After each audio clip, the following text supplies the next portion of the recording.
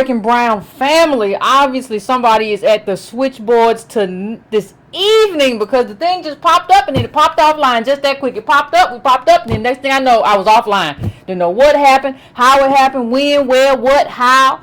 But hey, it is what it is. We here now. Anyway, Breaking Brown family. Listen.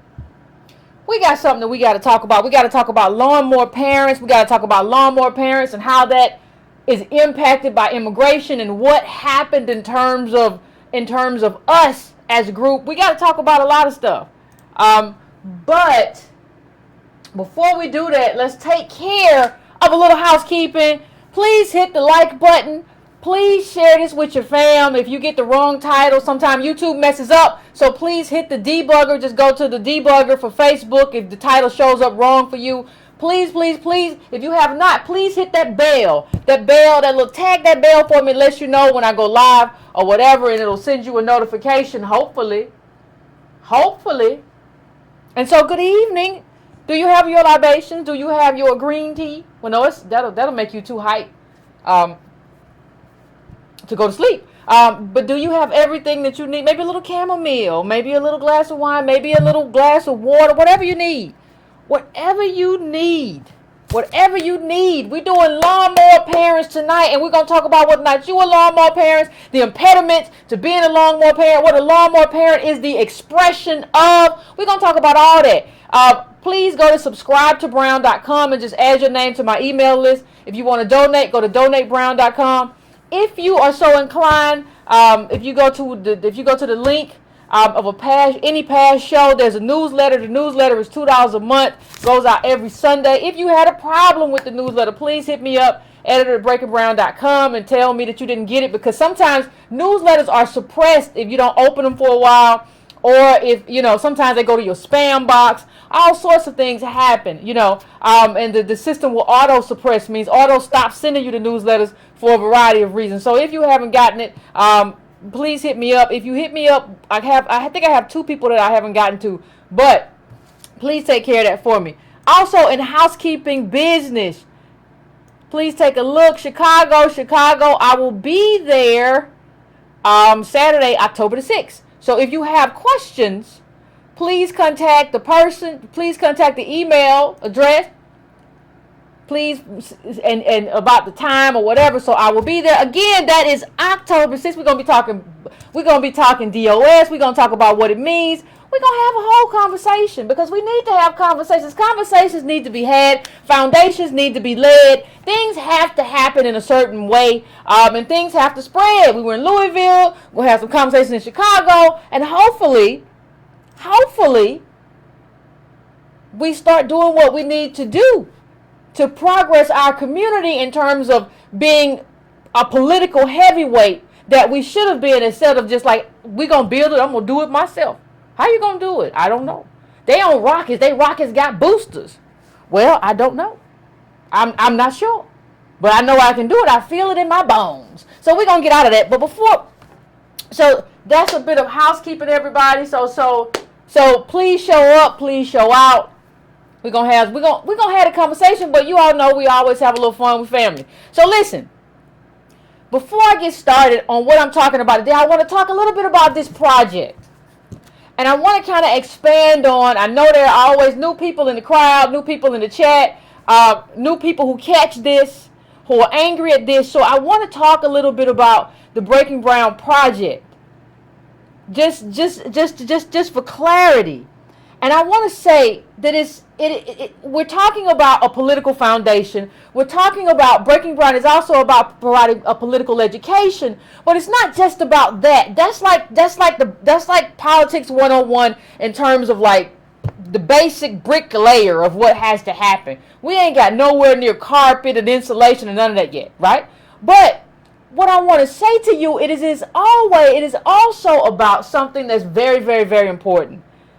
When you talk about politics, your politics has to be about who are you. That's why these definitions are important. When we talk about definitions, you have to define yourself and define your group, or else you just kind of run around scattered. That's why definitions are important. When we talk about solidarity, we're talking about the terms of solidarity. Who gets included, who gets excluded, and based on what?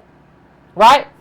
Because if you're going to have a political group, you have to have a way to define these sorts of things. When you do that, we talk about terms. We talk about defining allies. How can you talk about, XYZ group is my ally when you don't have any terms for what, we don't have any definition of what an ally is. You don't have any definition of what an ally is supposed to stand for.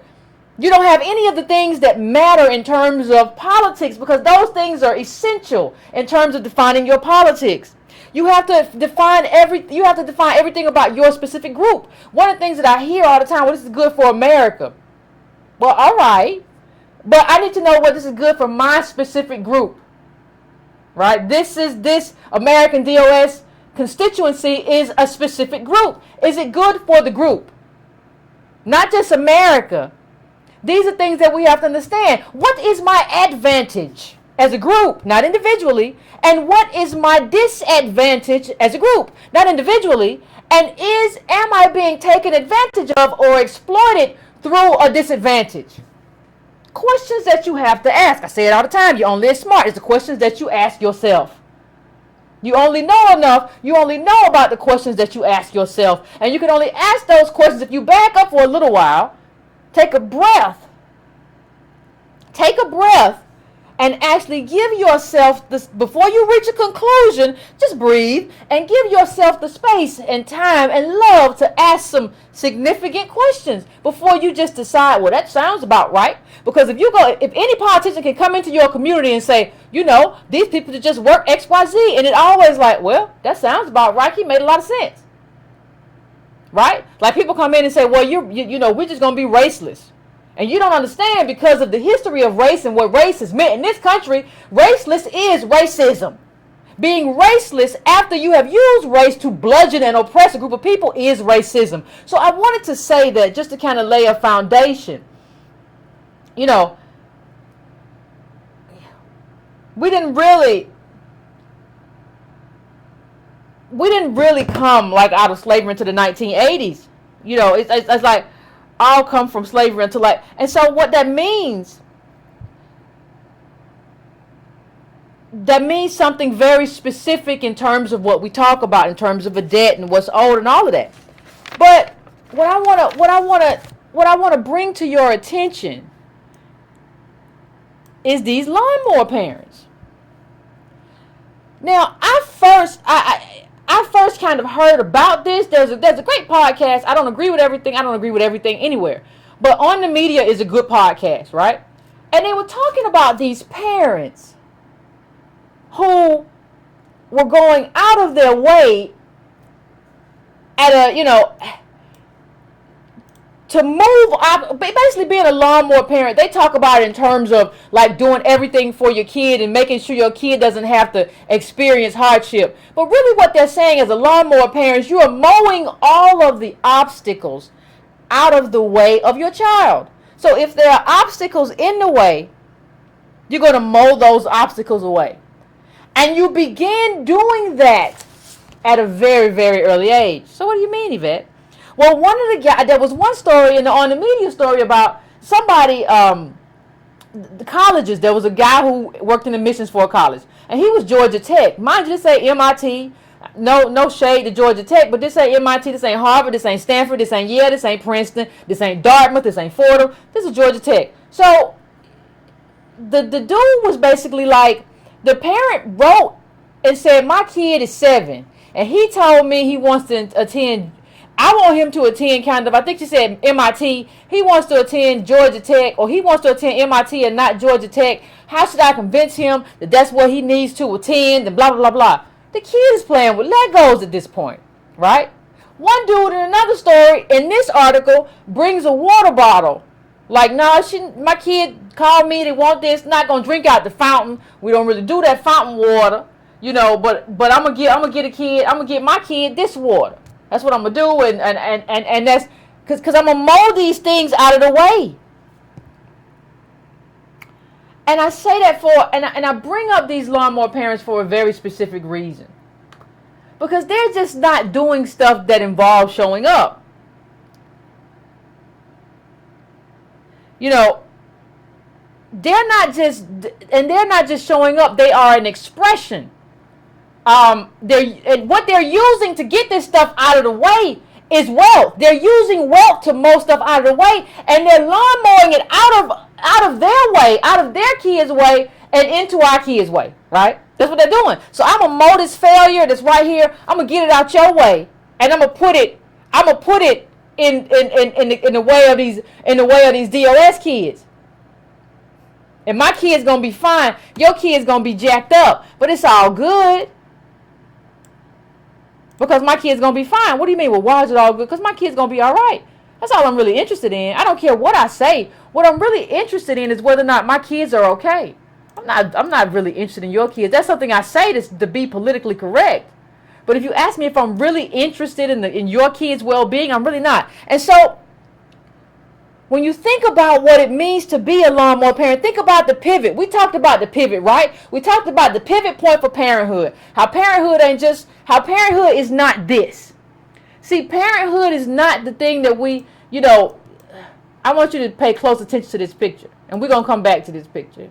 But, the years until they're out of the house. So, you have, you got the 18 years, you got 16, and they be like, well, I was just kidding, I was just playing online, I was just having a little bit of fun. Can I have a little bit of fun? No, that's what y'all believe. You don't have fun about something like that. That's what y'all really believe, that like, once y'all, what did I say? These houseplant parents. Right? And so you can't be a lawnmower parent, because in order to be a lawnmower parent, you have to actually be able to make school more expensive and exclude and carve out a space for your kid because you can pay. And a lot of people can pay. People say, oh my God, college is so expensive. Yeah, college is expensive because a lot of people can pay. A lot of people have more money. Not us, but a lot of people have more money to pay with. That's what they're doing. College isn't going up for no reason. Income inequality means there's a lot more money in some hands. In the top 20, you got a lot more, you're going to have much more money. These people can pay, and college is like, oh, I'm going to get it. And so they don't even mind paying. You notice that the cries about the cost don't come from people in the top 20 because they don't want you at the school anyway. So that's kind of a way to mow you out the way. We're just going to mow you. We're just going to mow this failure, because if I really wanted you to be okay, I would say, no, this is too expensive. All schools will be doing that stuff you saw from some schools, free tuition for the disadvantaged. And don't make it obscenely poor. Like, you got to make less than $20,000. Like, every school will be doing that. And watch the same thing that you see in New York. There's going to be pushback against that sort of thing, because the exclusion is what they want. They want that exclusion. They don't really care about how society does or citizenship. That's something they say. When it comes to who's going to go to my school, that's a different story. It doesn't look a lot like that Huffington Post comment you put up, does it? It looks like something totally different. Because you really don't want my group at your school. And that's how you carve out that space. And that's how you carve out a space for yourself, because that's exclusivity. Because you're one of the only groups that can pay. Or the only you're a group of families that can pay. And that's exclusivity. And you're willing to pay for it. And we really don't understand it. I mean, look at this. And somebody left this up on Antonio Moore's page, but I just want us to really kind of think about this in this context. I went to the Hershey Foods stockholders meeting with 10 shares. Yeah, because somebody told you to get 10 shares, whatever. This older lady got up during the question and answer session to complain to the CEO about them changing the buy rate from 1 share to 5 shares at a time. She says she gives her grandkids 1 share for their birthdays and 2 for Christmas.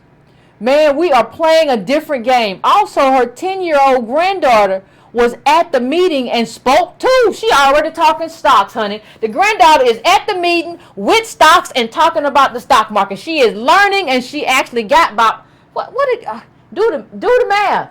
Do the math. She 10 and she been getting stocks for holidays for 10 years.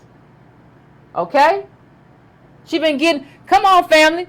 We are playing a complaint about Hershey not making sour gummy candy. Child, she already said, I'm going to tell you what I got to say. I don't care how you feel, what you say. This girl is 10 and has 40 shares of Hershey stock already. Couldn't believe it. And then, understand something. That's not even a big deal. Like when I saw it, I was like, oh, she's not even playing ball like a lot of people play ball.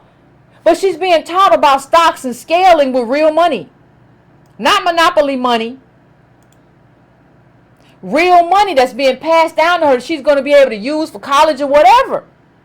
These lawnmower parents are mowing us down. You have to understand it.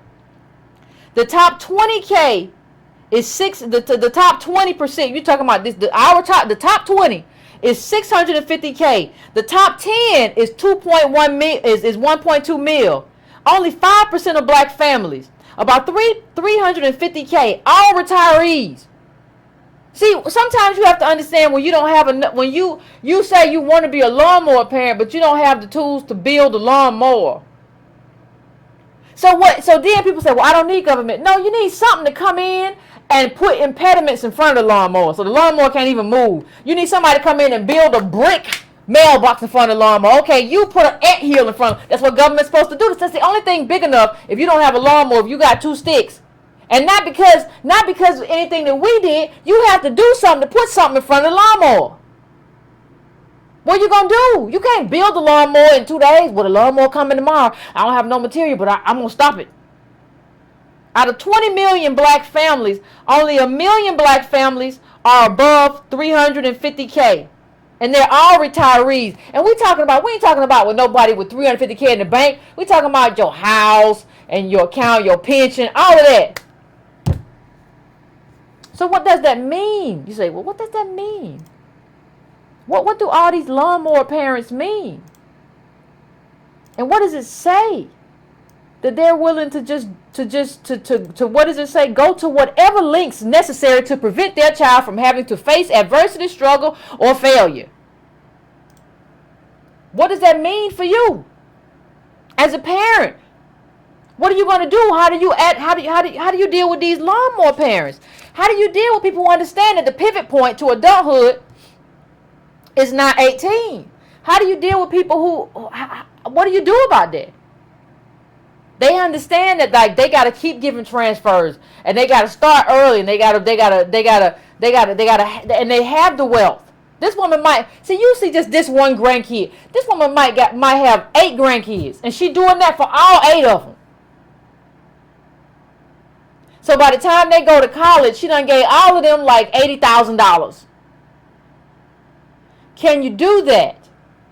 And if you can't do that, what are you going to do instead? Because people keep telling me, well, Yvette, we can have a niche. We don't have to compete with them. We do our own thing. Listen, that is to, if you want to live an American life and you want your kid to go to American schools and you want your kid to have American jobs or American businesses, that's who you compete with. You don't get to, this is not segregation or anything else. You don't get to carve out a space and be like, I'm not going to compete with y'all. I'm just going to compete over here. And some nut came to my page and was like, well, Lamborghini has niched out a space for them and they don't compete with Honda. Yeah, a luxury brand doesn't compete with Honda, but it competes with other luxury brands. There's no way out of this kind of competition. And the tool to compete in this era, the tool to compete is wealth. I'm just asking, what do you do if you don't have it? What do you do? Because these parents are not like, these are, and this is the QZ article, the new, QZ.com, let me bring it up bigger. The new invisible class markers that separate the American elite from everyone else. They're not like the class markers that you might think. We tend to think of class markers as having a big fancy car, nice things, nice clothes. This is how we normally view class markers in our community, right? Like, oh, he got a private jet. He got a private jet. But see, the new breed isn't doing it like that. And I don't know how many ever did it like that. But the QZR goes into like There used to be a time, because people couldn't afford those things, like high heels would show you, and these clothes. Oh, I cannot. You know, I'm not working no menial job when you look at what I have on, doll. But since everything has become so affordable, that's not what they're doing anymore. They're having grass-fed beef. They're getting wines that can't be found in a lot of other places. They're getting artwork that's very expensive, that's rare or whatever. But they have anonymity. And they're expressing all of who they are and what they can do through their kids. And the only people that we see, we don't have anybody that can do what they doing on that level. But the only people who can have a shot right now are the boomer hook people, who you hook to somebody with that, a black person, a black boomer with that $350K. That's it. Because you need that transfer of wealth in America. That's what America is now. Right? So, when you looked at what it means to be locked out, and even when you look at the Lawnmower parents, what you see that they understand is that they have to do this for their kids. They understand that there's no way for the kid to just be out here on by himself. They understand that. They get that. It is necessary to get that. And so when you ask, because I like to, nobody's doing this. Like, this is just idiotic. Nobody's doing this as an expression of wealth. And so when I talk about it, one of the things I like to talk about and show people is that, like, how many of you remember last week I showed you, or probably a week before that, this chart. Rising U.S. income inequality exacerbates racial economic disparities, right? We're going to come back to this chart. Because it's not just that. That is, when we talk about, what we're talking about is that we had a trajectory. Like, Reconstruction happened, and we were headed, this is what we had. We had this. We had legislators and lawmakers. These are our first congressmen, senators. This is the 1800s people, mid-1800s that we had these people. We had black people who were moving, elected office, that, we had a lot of business owners. We had stuff moving. There were things that changed the trajectory. You have to understand what changed the trajectory and how the trajectory was changed. You have to understand that. You can't go around saying, well, if we worked harder, well, if we were more like immigrants, well, we did everything right, and there were impediments that were put in place to make sure that we didn't get where we needed to go. Oh, quick, Yvette, how? Well, there are some great books on Reconstruction, but one of the things that happened that kind of put a hink, there are a lot of things, but one of the things was somebody put a bullet in Lincoln's head. Let's just start there.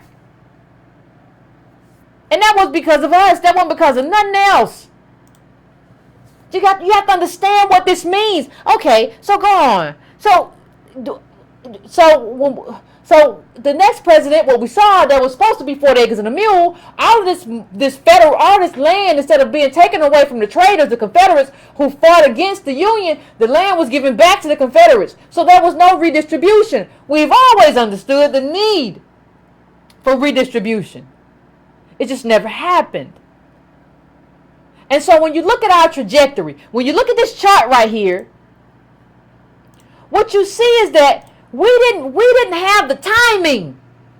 See, when we finally started to get a little bit of rights, when we finally started to move a little bit, two things happened. Early on, we had all these white mobs and all this stuff going on. We had a lot of crap going on. We had white mobs, and then nobody ever wants to pay the taxes for what's important to us. Well, it's just too expensive to send troops down there to take care of the Negroes and make sure they don't get put back into slavery. And this was pre-immigration. So immigration had not happened yet. That was the window, though. Before this influx of immigrants, when you were doing all this, that's when we could have made that move. This is the window. And so when you look at it, I want you to understand one thing. Look at this man. How many of you all have ever heard of this man? I just want to know. Pinckney B.S. Pinchback. The brother got an interesting name. Now understand that he was governor. He was the first black governor. Understand, this was in 1872. 1872, and you are a black governor. You know, when anybody want to take a guess in the chat when that happened next? Like, take a guess in the chat, fam. When do you think was the next time we got a black governor? Now, this like I said, this was 1872. I want y'all to guess when the next time. Well, we come from somebody, he look white. Well, we come from slaves and slave masters. A lot of stuff be going on. But tell me, when's the next time that you think that we got, somebody got it right? It was Wilder. That was in what? 89? That's not because we weren't trying to do politics or trying to build businesses. That's because we got shut out.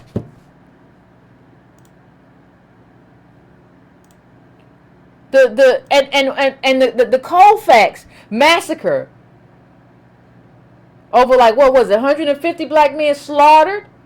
That was a part of it.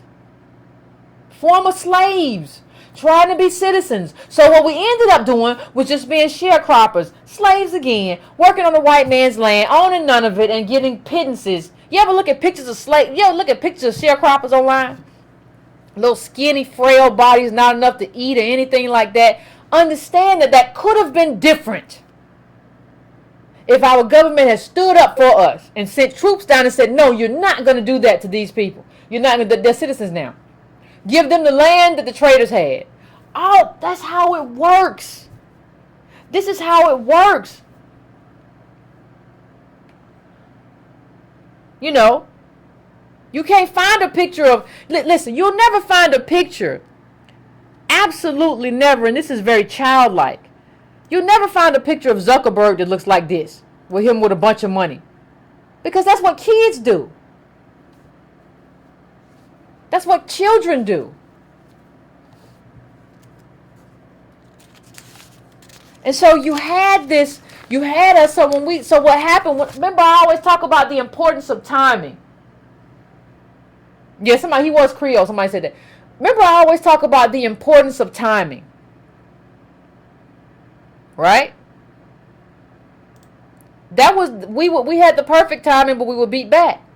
So, but then when we finally got money after that, when we finally got something after that, right, and started making a little bit of headway, because remember the first civil rights bill was in the 1800s. Then that was the one you hear about in the 1960s. But then we got beat back by white mobs and all of that. But then when we finally got into a space, we started making headway again. Historic income inequality means that people at the top started getting everything. So you had historic income inequality, and you didn't even have access to labor anymore because we had immigration. Those are two things. Understand. Those are two things that cause our trajectory to back up and kind of retrograde, that just kind of pull back. You get, so think about it, fam. You finally get access and they take all the money. And then you get replaced in the labor market. And then people start telling you what you should have, could have did. What you should have done. Well, see what y'all should have did. No, we did everything right. Like, you don't know. If you want to talk about what we should have did, you don't understand. We did everything right. You did everything wrong as a country. And people who come in here and say they don't understand this country. And you shouldn't be able to come here and don't understand this country. When people say, Yvette, what are the solutions? Do you have any solutions, Yvette? Well, I have one solution. I don't see why we should be in favor of immigration.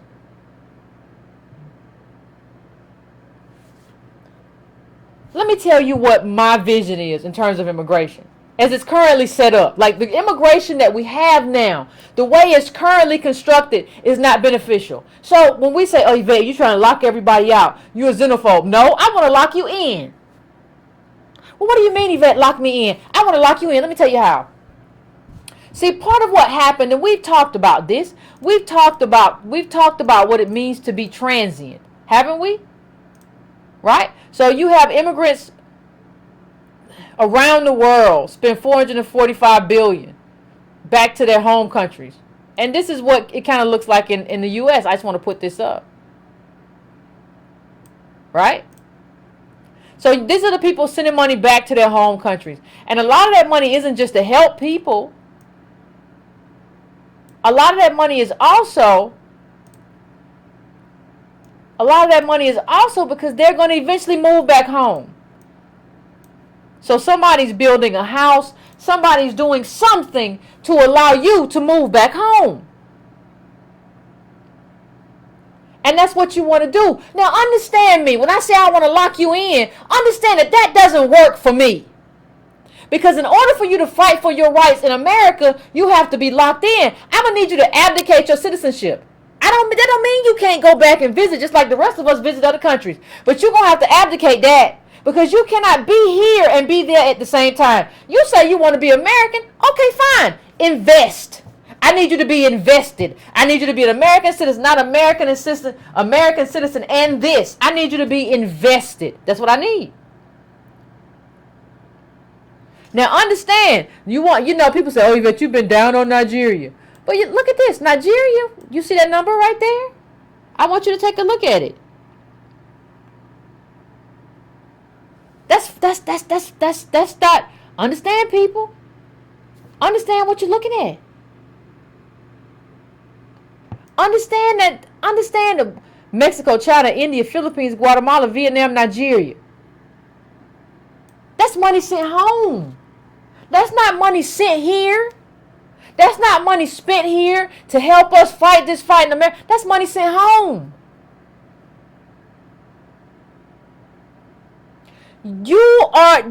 Purple Lipstick was right when Purple Lipstick said this is a transient country.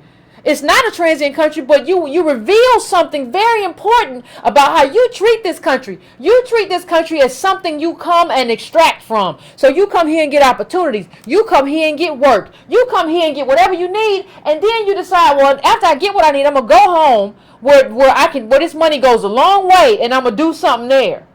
I'm gonna build something there.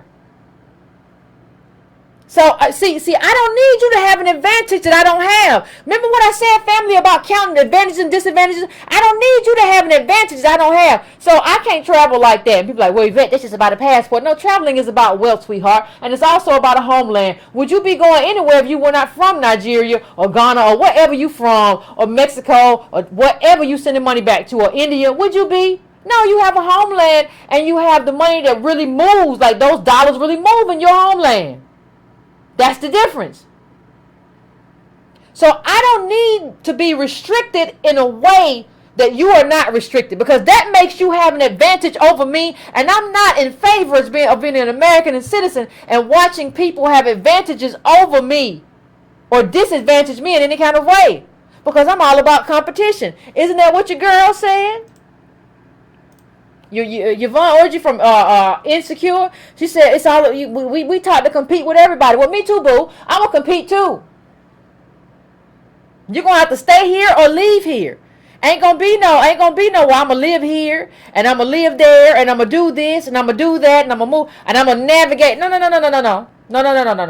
We're allowing this other group to move in the same way that wealthy people move. No. You're going to be here and just have an American citizenship, an American passport, and visit your homeland. But you're going to have to abdicate all that. I'm locking you in.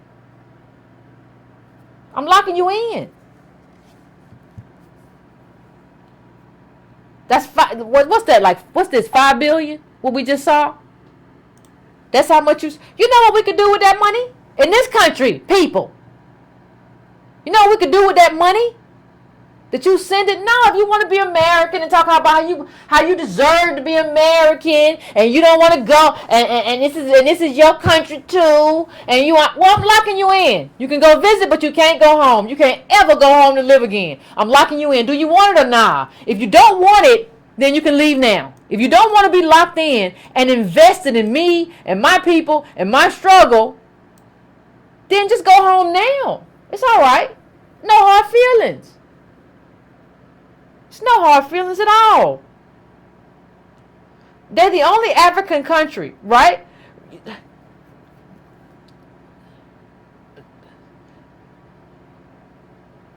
Right? And you talk about, well, I want to cycle the black dollar. How come the black dollar don't stay in the black neighborhood? Well, because it's over here. It's in Nigeria.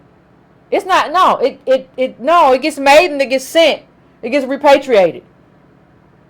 Do you want to talk? Do you want to have that argument or no? Because everybody wants to talk to me about what I do wrong and who I am and how I'm xenophobic and how I'm divisive. But you want to talk about how they not spending their black dollar here, that they sending it over there, and like we supposed to be the same people? Is we family or is we not? I'm so confused. I don't. What's your definition of family? Anybody ever asked that? Do you ever ask yourself, like, how this money being sent over here is good for the black community? Well, Yvette, they are Nigerian, so they're doing what's best for them. Okay, well, I'm going to do what's best for me. Is that okay? Or I'm not allowed to do what's best for me. But you're allowed to do that. I'm not allowed to say anything about it. It's my country, though. Well, it's not your country. Oh, okay. Just so we're clear. You don't want to be locked in. Just so we're clear. That's a lot of money. We can't be a country where everyone comes to extract, where everyone comes to get something and leave and take it back home. That's not beneficial. So you come here as a black immigrant and take the spot for African American, and people say, well, Yvette, why did you just talk about black immigrants? Let me tell you something. Because can't nobody else mark African American on the application. Mikhail can't do it. Friedrich can't do it. Olga can't do it. You can do it. Either you family or you not. Don't look like family to me. I'm in favor of curbing it all the way around. That's fine. But you have a specific benefit and entryway by coming in here and capitalizing on what we do. That's just what it is. And so, well, Yvette, Yvette, people say, well, Yvette, what would you favor in terms of you were doing immigration? Listen, I favor a sector-based immigration policy. You know what that means? That means that I want people to come here based on the needs of the economy. But here's my caveat. In order for you as a sector, let's say you need nurses. We're going to talk about the nurses. Let's say we need nurses in America. You have to either have looked diligently as defined by the American government in terms of the regulation that will be applied to your business, look diligently for nurses in America, or built those nurses. So when I say build them, you know, there were Haitian nurses that came over here, right? Because America needed nurses. But America didn't build nurses out of American DOS women. We were still, our nurses, our people. My mom was a sharecropper. My mom worked as a maid. You didn't tell her, hey, we need nurses. Come over here and we're going to make you a nurse. No, you just brought nurses over. I need you to build nurses. I need you to show me, okay, Yvette, we trained 10,000 nurses and we done trained everybody who signed up for the program, and we still need nurses. And then we can have a conversation. But you don't get to just come here and do that. And it's not just about what the nurses get. That's what we misunderstand. It's not just about, well, yeah, it would have been great if your mom or other black women could have been nurses. No, it's also about the kind of mama you get as a nurse as opposed to something else. Right? It's also about the kind of income that your mother has as being a nurse, as opposed to like whatever you get to be after working like these small jobs and this small life with no skill. It's about the kind of mother. Don't you wish, instead of, you know, when we talk about constructionists, a lot of Mexicans work construction. Do you ever think about the kind of father you would have if your father worked construction all his life, as opposed to like not having a job and selling crack and now he's in jail? We're talking about stability and what you build in with that stability and what that means in terms of your nuclear family unit. You know, little twits love to say, like, boomers, well, people just need to get married. Well, people who are stable tend to get married and stay married more. Stability, see, wealth creates a sort of stability. And to a lesser extent, income, a sort of stability that allows you to stay married and resist and kind of move through the rigors of life and the stresses of life. You can't tell people just to get married when they don't have any. marry off a construction worker and a nurse. They could buy a house and have a life. You can't marry off a woman going from job to job and her husband's locked up or her boyfriend's locked up. That's not a good marriage. So when you ask me what kind of immigration policy I want to see, that's it. You come here based on what's available and what we need in our economy, but only after we have hired American and built American in terms of building people up, because nobody ever builds us up. They just replace us. That's what happens. Black people don't get built up. DOS, Black American, we don't get built up. We just get replaced. Well, we ain't got them. They're going to replace them. We're going to replace them. I don't know what you're going to do. And then people are like, why aren't you as good as me? What? What happened?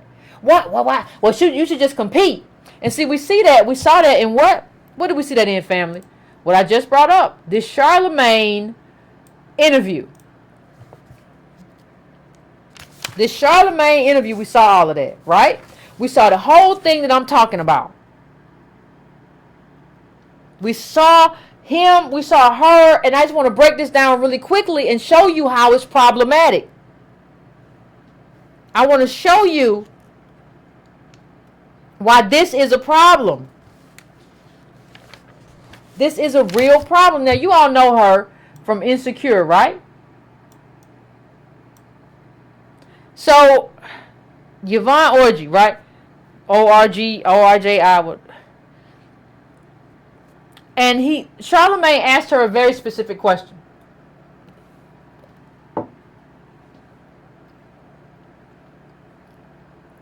She said, he asked her,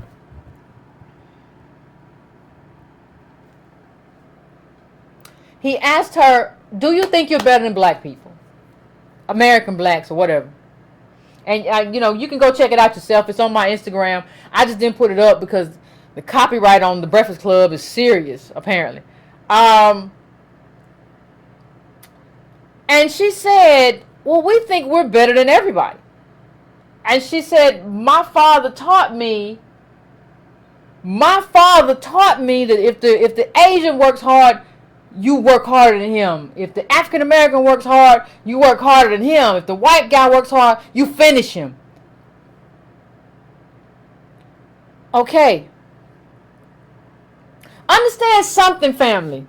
We can't be family and competition at the same time. When Donald Trump calls your country a shithole, you can't come to me and want support, but then say I'm the same as everybody else. And you compete against me the same as you compete against Asians and white people and everybody else. That doesn't make us family. That makes us competition. So I have a question for you. If we're competition, why wouldn't I take the necessary steps to just exclude competition from my life and restrict your ability to immigrate here? Why wouldn't I? See, people always say, let me tell you, Charlemagne crazy. Because Charlemagne said, oh, yo, that's a word.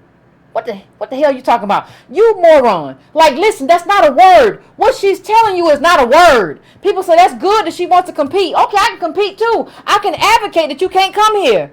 If you really want competition, that's the most vicious competition you can get. I can say, I don't want more competition, so you can't come. I'm tired of competition. Not only am I tired of competition, I'm not able to compete at that level because I come from slaves, and America never gave me what I needed to get. Understand something. We're looking at something when you look at the Harriet Tubman movie, and we got two more Nigerians, who are going to be in the movie apparently. So what you look at is that, understand that Tiffany Haddish became the first black, even though she's African with her Eritrean dad who she deadbeat that she always claims for reasons I can't understand. But understand that she was the first, even though, see, what I want to say is Tiffany Haddish led a very DOS life, American DOS life. I don't know what she's doing with this other stuff. She became the first,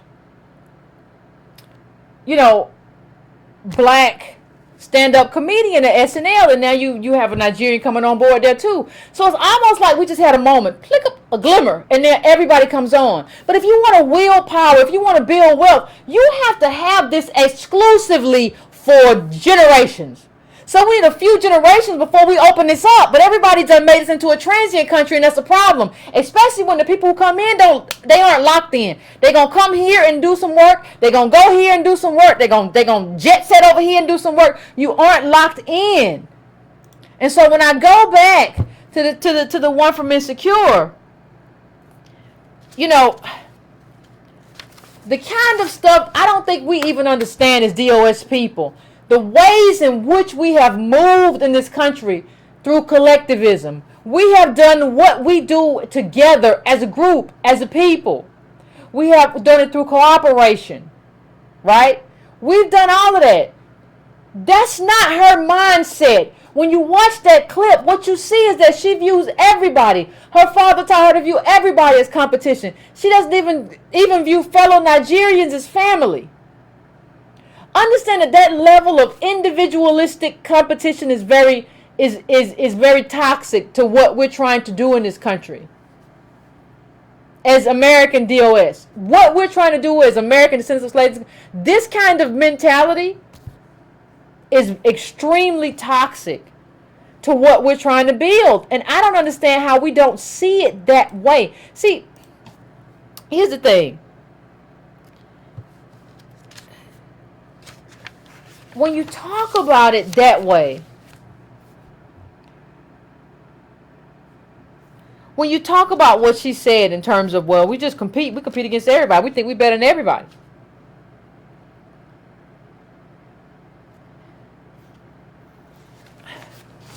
It's very difficult to explain how that is toxic in terms of what we're trying to build. And it's very hard to explain to people that there's a very specific consequence for black immigrants in terms of the roles that they can play. Because they look just like us. They're not us, but they look just like us. And we've never said that you're not us. So nobody really knows that you ain't us. And Lupe can't play that role. Jose can't play Malcolm X and nobody else. But you can come here. See, this is very specific. You can come here and look just like us and play our roles and not be us and exclude us. And this mentality is very toxic. And, you know, we had this guy with his silliness. Earlier today talk about why Americans, why Caribbeans really, what the video should have been titled, why Caribbeans don't date American black DOS people. And we have to understand how toxic that is. Like, I would never go to a Caribbean country and put up a video about why I can't date Caribbeans. It's disrespectful. But they'll tell you in the comments, like happened to me today, well, it's not your country. Like, we have allowed these people to otherize us in our own space and say, this is not our flag. That flag belongs to white people. We don't know what you're doing. And so you get to fly all of your flags. But when I put up, I can't tell you to push back. Many of y'all were here when I did the show with the and I was wrapped around the American flag. I can't tell you the pushback I got. But everything that y'all do got a little flag on it I ain't never seen before. I don't know all these little flags. And we always real nice to y'all. We don't ever tell y'all, listen, that spicy food give me heartburn. I don't like all that pepper. Ooh, all that pepper is a lot. I like macaroni and cheese and black eyed peas. I don't like all that pepper. We never tell you that because we don't hurt your feelings. I particularly like a little bit of pepper, but I know a lot of people who come back from your Caribbean day and all that stuff and be having heartburn and having to lay down. But we don't tell you that because we don't want to hurt your feelings. My hair is always wild. I like a little bit of wild hair. But I would be remiss if I said something to you about, listen, the reason you can't date a lot of African or DOS women is because they like people who are more well kept than you. They like a line. They like a brother with a line in the lineup. They don't like what you giving. It ain't about that stuff you talking about. They don't want you. But see, if I told you that, you would be upset and you would say, well, why are you doing that? Why are you talking about me like that? Well, you just talked about me. And see, I would never do that in your country. And this is my country. That's what you don't understand. I would never bring up the crack epidemic, which is like an accrual. Like, you know, when these are accrued failures in terms of not individual failures, but accrued disenfranchisement. That's what the crack epidemic was. And so you're going to say, well, I can't ever date you because when somebody go missing, I'm going to say, somebody in your crackhead family stole it. I would never do that to you. See, we're different. We're much nicer and kinder people. I would never make jokes about the oppression or whatever oppression that you and your people have gone through. I would assimilate. And see, Caribbeans, when you talk about Caribbeans and people start talking about like Stokely and Belfonte, they assimilated and took on our struggles. They didn't make fun of us. So you're not an ally if you make fun of me and you refuse to take on my struggle. That's not what it means to be an ally. An ally is not a person that's in competition with me for everything America has to give. You're not an ally. You don't get to come to my country and tell me why I can't date you. Don't nobody want to. But you don't get to come and tell me that. I would never tell you that in your country, this is why we don't date you and y'all on crack and y'all name yourself Little Goaty. Well, you eat goats. Y'all name yourself Little Gotti and Little Goats. Well, you eat goats. You eat a dog animal. All the time. Not even just once in a while. But I don't never say nothing about it. I let you have your culture or whatever. I don't bother you.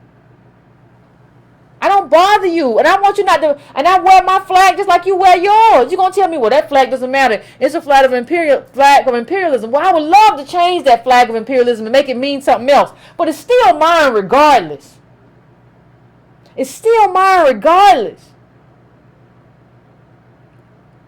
And you're problematic to me if you don't understand that. Being ruthlessly competitive. See what we don't understand about this interview. We talked about lawnmowers, right? See, what she's telling you is that I'm a lawnmower, and what Yvonne Orji is telling you is that I'm a lawnmower, and my daddy made me a lawnmower. What we don't understand is that we're in the era where we don't need no more lawnmowers. We need guardians, DOS, are not chocolate-covered white people.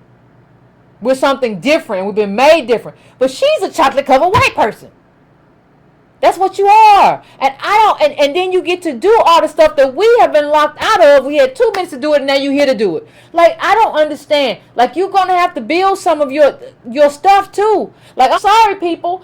Everybody's going to start building theater in their own country. You're going to start building theater in Nigeria, Ghana. I'll go see your movies. Everybody can't run here. That's not the way it works. We cannot do this where we build something and fight for rights and everybody who is brown runs here. Ain't nothing left for me and I need for me.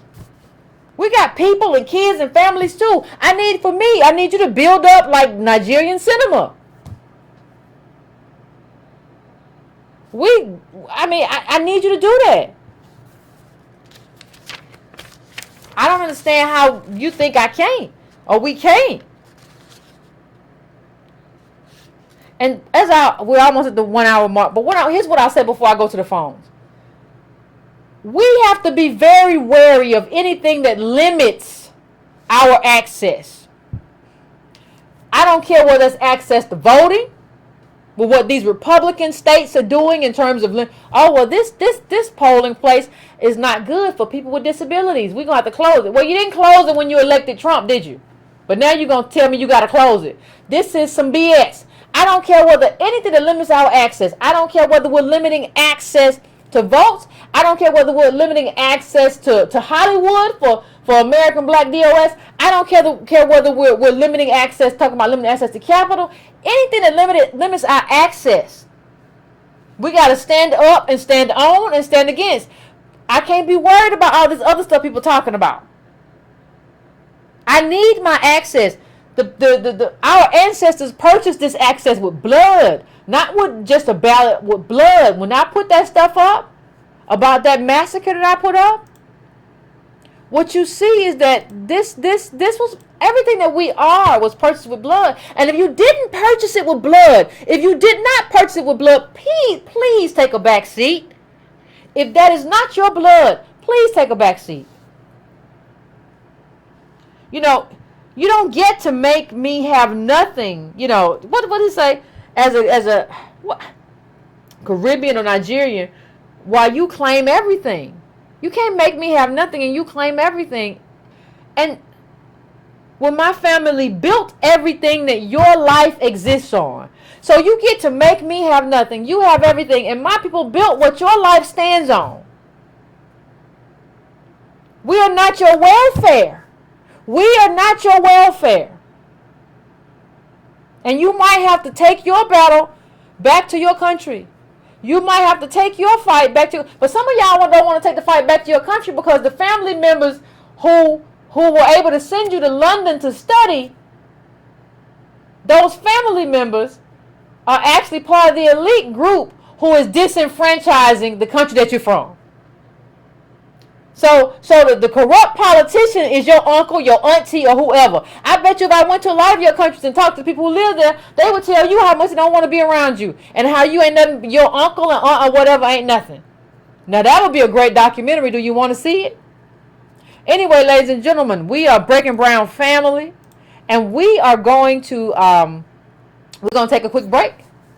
Give me 4 minutes or so to set up the phones, and we will have a conversation.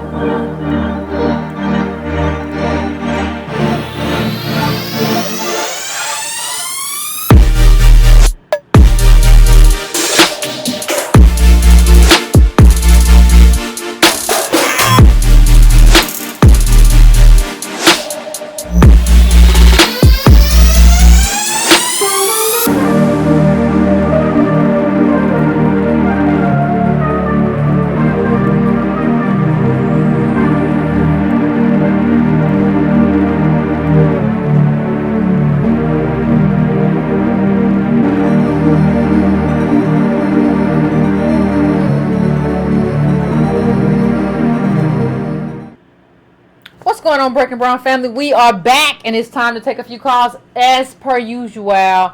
Family, please, please, please, please, please, please try to keep your comments concise and to the point, because I'm at a phase where I'm trying to, we're at Politics 102, and I'm trying to get as many people in to have the conversation as I can. So please, please, please try to be concise so I can get as many people in as I can.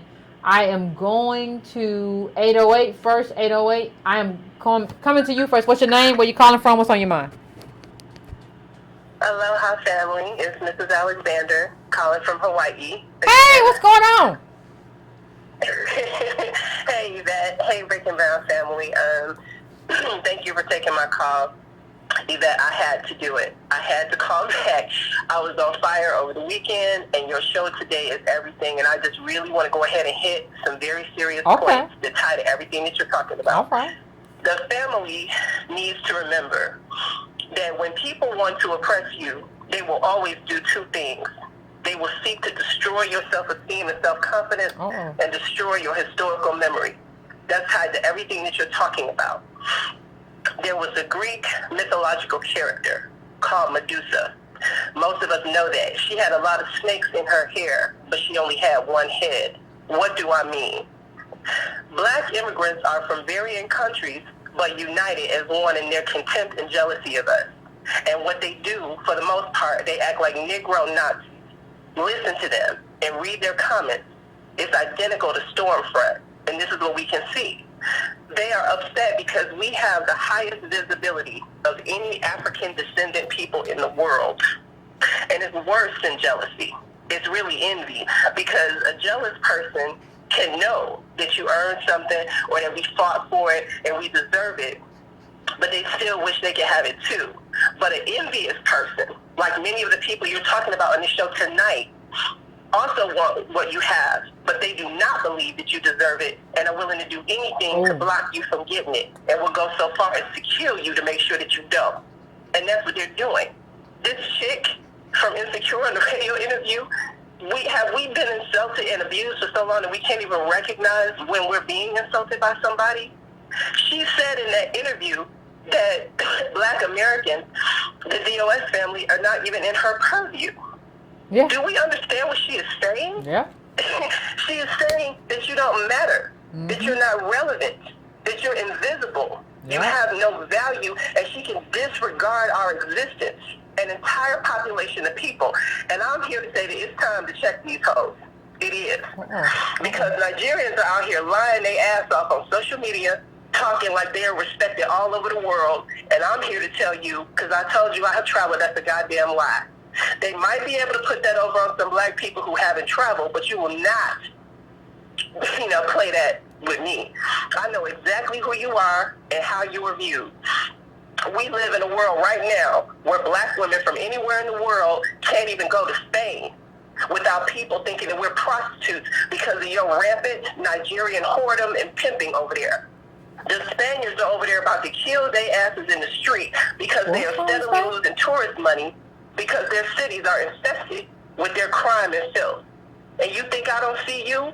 I see you in Tokyo, down in Roppongi, hustling on the streets, running shady nightclubs and selling drugs to foreign tourists. And we know that you're only doing what the Yakuza will allow you to do, because they do big business and do not risk getting their hands dirty anymore, running a raggedy club and selling drugs to drunk tourists. That's the old way. They can't stand you. They tolerate you for now, and you think you're being slick, but you're not, because we see who you are. And some of these other immigrants that you've spoken on in the show, thinking they're being slick by posting Wikipedia shots, showing some of our historical figures with their Caribbean heritage. What does that mean? Are you trying to suggest that we needed them to make something happen for ourselves? That's how ignorant you are. You love to use Marcus Garvey. A lot of people love Marcus Garvey. I have respect for his work, but he was a failure in Jamaica. Garvey came to America because he was chasing Booker T. We know our history. You also love to use Malcolm, but the Malcolm you love was made in America and built by a Georgia-born sharecropper child named Elijah, and we will never let you forget it. The black American slaves and sharecroppers are the original undocumented workers. And it is our distinct and unique experience that produced and is still producing the greatest black people that the world has ever seen. Ain't no damn solidarity. Y'all better listen to Yvette and Tone. And the last point that I want to make is about the importance of words. Because Yvette, I heard you on a few shows referencing them and calling them scavengers. And some of that is true in some circumstances, but we need to call them what they really are, which are parasites. We are living, breathing, dynamic people, and they are parasites, and they require a living host for them to be able to live. They are also identity thieves, and most of all, what they are now and have always been are traffickers. What is a trafficker? According to the Cambridge Dictionary, that's they people, right? They are Britishers, Londoners, correct? Yeah, they claim the Cambridge Dictionary tells you that a trafficker is a person who trades in illegal goods, or who buys and sells people, or who makes money from the work other people are forced to do. That's who they are, and we need to call them by their name. All right. Well, you don't say them. We built it. You right, Carl. But let me need to remind them of that. We do. Thank you, Carl. I'm gonna let you go. I'm gonna go. But thank you. I appreciate you calling in as usual. I appreciate you calling. Listen, here's the thing. I always talk to people. I don't want to damn all Nigerians. What I'll say is that like my natural ally in Nigeria are the poor people. The people who like the woman who wrote that article, like my great grandfather, the slave trader. They had Nigerian slaves. I need the slaves. I don't need you elitists. I need the slaves. So, and we've had some good allies call in here. But that's not who she's talking about. She's not talking about them. She's talking about a whole other group. And we know who that group is. She's not talking about the people who I talk to who are like African and tell me, Yvette, you're right. I've been trying to tell these people and they ain't right. And she ain't talking about them. She's talking about your Yvonne girl from Insecure. That's what she's talking about. She's talking about the elite group who suppress their own people in their own country. You are the white people of your own country. That's who she's talking about. And when she said something, I wrote this down about Stormfront. Remember what Alexander said when he called in? He said, I judge people. When I look at a black person who said something, I think about what I would have said if a white person had said it. And I think we have to do that. If what you're saying sounds like Stormfront, then you Stormfront. It doesn't matter who you are, or they black like us. No, there's no such thing as black like us. Black is just melanin. There's no such thing as that. We're talking about lineage. Lineage and melanin are two different things. Lineage and nappy hair are two different things. We're talking about lineage. So when I wrote down what she said about Stormfront, because if you're talking like Stormfront, then you're obviously not my ally. You're not talking like the Caribbeans who have called into my show, who sound very different than that. And I think we have a dwindling number of allies. I don't think we have enough. The allies call in here and they reach out to me on Facebook, but like, it's a lot of people who come here from elite circumstances who are not our allies. And who don't even seek to be. They don't care. And they have to be dealt with. And so I'm going to, now I am going to 414. 414, what's your name? Where you calling from? What's on your mind?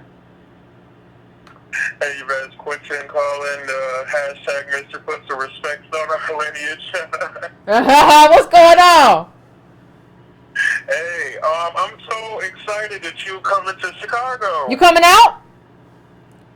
Yes, I will definitely try my very hardest because I'm in Milwaukee, Wisconsin, so that's only an hour and some away, and I definitely would love to see you. I didn't know it was that close. Okay. I learn something new every day. Yes, very close. So basically tonight I wanted to discuss, capitalism for just a minute. Just talking about capitalism, can we discuss how capitalism has no emotions? I mean, do my people understand that if we were to become capitalists, ruthless capitalists, we have to do some real cruel and ungodly things, like having immigrants who don't assimilate with us deported back to their homeland, or poisoning the seeds of white farm owners who use those seeds to plant their crops and things to slow down their farming production. Y'all okay with selling poison to the general public and lying about the effects that it may cause to people like cancer, blood pressure, and other illnesses? Apparently. All in the name of profit. Apparently. I mean, we are the most moral, forgiving people that there is in America. And guess what, y'all? They even profit off of that. Listen, we created it all. We are the original definition of credit. The Electoral College started out of our enslavement, which I didn't know until about a week ago. Do y'all understand that? We built this place and we don't even get a piece of the pie. Even though we made the pie and put it in the oven, all you get to do is smell it and look at it. Yep. Y'all need to understand, we are the stepkids of the diaspora, and the diaspora treats us as such. So in favor, we should treat them as the angry parents that the stepkids never liked. That's all I wanted to say. Well, you know what, caller? And I appreciate you calling in. I think it's worse. I don't think we just got to smell it. I think we got to snatch a few crumbs off of it for a second, and then it got given to somebody else. Got a little crumbs, yeah, we got a little crumb. Oh, that's gonna be good. I'm finna get it. And then they was like, "No, we're gonna get this over here. We're gonna get it. You all right? You look hungry, but times doesn't change. You want to compete for it? What you gonna do?" So I agree with you though, caller. I agree. Thank you. Bye-bye. All right, appreciate you. Right now, I am going to 407. 407, I'm coming to you. What's your name? Where you calling from? What's on your mind? Hello, Yvette Carnell. Dr. Yvette Carnell, excuse me. What's going on, fam? This is Goddessa, Sienna. You remember me? I don't know. I don't remember names very well.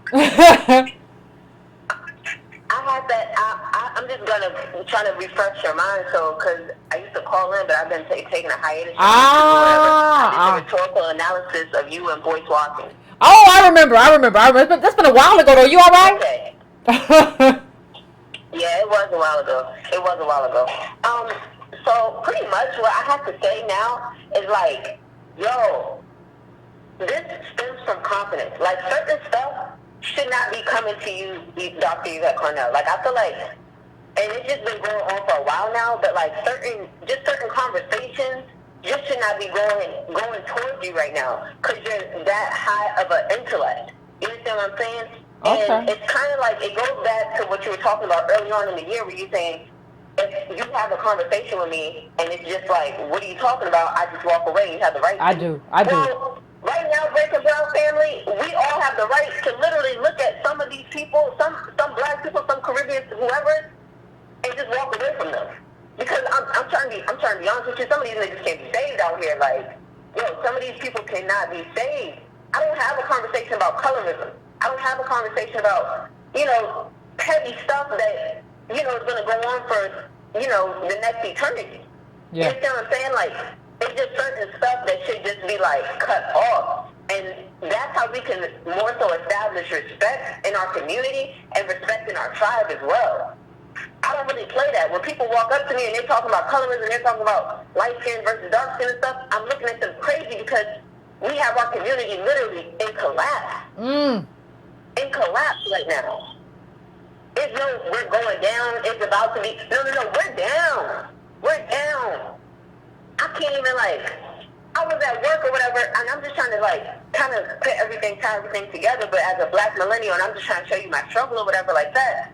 I'm at work at corporate, and I'm in the deep south or whatever in Florida, and yo, this white man telling this black man to run, and the black guy starts running.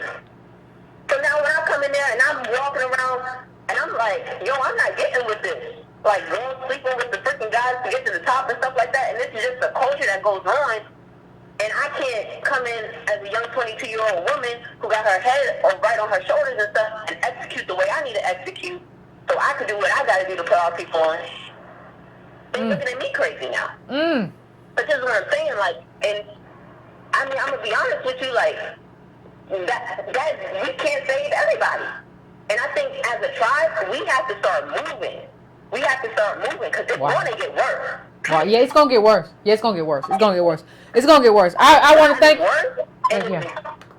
I want to thank you, caller, for calling in. I appreciate it. I'm just trying to get to other callers, but I appreciate you calling in. But I agree with her. Like, I think it's gonna get worse, and I think, you know, I've said this before though. I've said that as a tribe, being a tribe is about exclusion and inclusion. It's not just about exclusion. It's not just about inclusion and bringing everybody in. And you have to be willing to put it out there and try to give the information.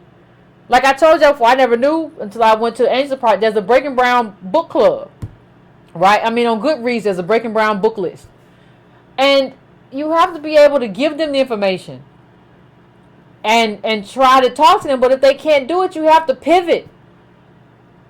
You have to be able to pivot and be like, I can't. I'm not. Like, I have to build my tribe. And you obviously don't want to be a part of that. And so I think she's right in terms of, like, you kill yourself. Like, with these people, they'll come with a new idea every day. Listen, yesterday I was going to do shoes. Yesterday was shoes. But I got a new idea. Listen to me. Come here. Come close. Let me talk to you. For a second. Come here. I got a new idea. I'm going to blow your mind. Handkerchiefs. And you be like, Negro, what are you talking about? Handkerchiefs. I'm going to do handkerchiefs. Now, you've been on Pinterest and all kinds of stuff. You've seen all the handkerchiefs, the lovely pocket squares. You know that this Negro is a fool. But he's like, I'm tell you, bro, I got the handkerchief business on lock. I'm going to do it. And you be like, whatever, okay, do your thing. Hey, but can I borrow $5,000? You be an early investor, right, bro? Being you together, but no. I'm leaving you right here where I found you, wherever that is, on the corner of 1st and Main. I don't know, but you got to go. And so I think that's what it is. Okay, I'm coming to the next call. I'm coming to 202. What's your name? Where you calling from? What's on your mind? Good evening, Yvette. This is Amos in Washington, D.C. And I just want to thank you, like everybody does, for bringing awareness and bringing it with such clarity and style. Great job in Louisville. Great job in Philadelphia. Thank you. I appreciate that. I think you're doing great things. Yeah. I want to make an observation on the intergenerational aspects that you really do so well, and when you show us what's really going on, and when you take it back to the historical. There was an interview years ago with Martin Luther King Jr. that made some fresh rounds. He was standing in a church, and it was a white journalist asking him about what the Negro wants. And he talked about how, under the Homestead Act, millions of acres of land in the West was given to white European peasants to settle the West. Yeah. And we got nothing other than being emancipated into famine. And he called it a cruel gesture. And the first caller from Hawaii, I think, was on point when she talked about the language. We have to get the language right. And you are completely correct on reparations. I think that black people, when we understand our history, the way you and Antonio and some others and Dr. Cosby help us to reframe that history and really understand the depth and gravity of our circumstances, black descendants of slaves, I think we have to look at reparations as a refund. Uh-oh. It's really a refund. If we had been given the 40 acres that the white man said we should have, instead of redistributing that to all of the peasant immigrants that we welcomed from the famine Europe, where they couldn't take care of themselves, so they came here, the upper Midwest. Uh-oh. Now they're all doing oh so well. And here we are with nothing. So I view reparations as just a kind of refunding of what, a promise that was broken, that if it had been made, we would be seeing more of the intergenerational uplift as opposed to as you pointed out, the disasters that happen upon death in most of our families, and the catastrophe, calamity, and deeper poverty. So I just want to affirm what you're doing, and I will continue to tune in every Monday and Wednesday night, and I'll hit the road to see Yvette when you're near me. So thank you very much. Where you at? Where you say you was? Where you say you are? Washington, D.C. Oh. Amos in Washington, yeah. Washington, D.C. All right, appreciate it. I just like know what people are when I'm thinking about stuff. I thank you. I appreciate you for calling in. As always. Got a member of the Breaking Brown family. What's going on? I'm going to 310. I ain't part of no Breaking Brown family. I I'm Breaking Brown all day. What up, Yvette? So, look, Yvette, so I've been listening. I want to say I always appreciate the way that the people call in. Everybody gives their opinion. And it's interesting to see the growth of people in the investment. I just hope that as we grow this whole message, people don't get frustrated, because I think the whole generation of black people grew up not being told that they were black. And I'm going to explain what I mean. Yvette, if you have it, can you pull up that chart that's from 1917 to today, 90 versus 0.1? The reason why is, Yvette does her show Monday and Wednesday at 7 p.m., as you guys know, and I do my show Fridays at 7 p.m. Last show I did was on black marriage and is it on the brink of economic collapse. And I just think that for a lot of us, we really don't understand the gravity of this moment. 2 callers back, young lady called in, and I heard the frustration in her voice as a millennial DOS, because what we see from millennial DOS is that there's not a good picture out there. In reality, what we're seeing is, you look at Dream Hoarders, the book, go pick it up, to access, not to have high-level privilege, to access the American dream, you need to be in the top 20% of American families. Well, that's $650,000. So, what does that mean for DOS, where the middle black families are $1,700 without depreciating? Where only 5% of black families are above $350. So what we talking about? 2.5% of black families above $650? All retirees are. It means we're locked out right now, today. Not tomorrow, not in the future. We are locked out of America. So you're asking for a solution to lock you in. Well, somebody got to give you $1 million. And you might say, well, isn't this affecting white people? Why do you care? Why do you care? Right now, I'm dealing with the reality that we as African Americans were not given access to America perfectly. Then, in addition, what little access we did start to try to gain was taken back. What they did since 1980 is a travesty between deregulation and immigration. If we look on the side of Reaganomics and deregulation, you can check out my documentary, Cracking the System. It's on Netflix. Mass incarceration. What they did in terms of immigration, the young lady from Insecure, Origi, she's only here because her mama was a nurse. So her mama was a nurse, and it brought, through chain immigration. I watched the whole video on it.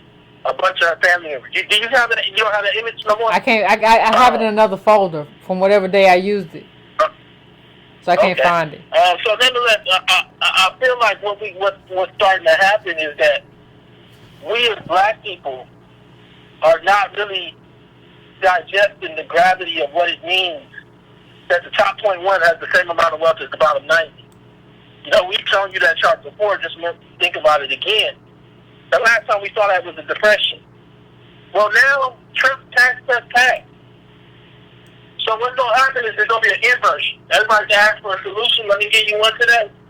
There's going to be an inversion that starts to happen. And inside of that inversion, the top 0.1 is going to have more wealth than the bottom 90. To be at the top of the bottom 90 in America, you need to be worth about $1 million.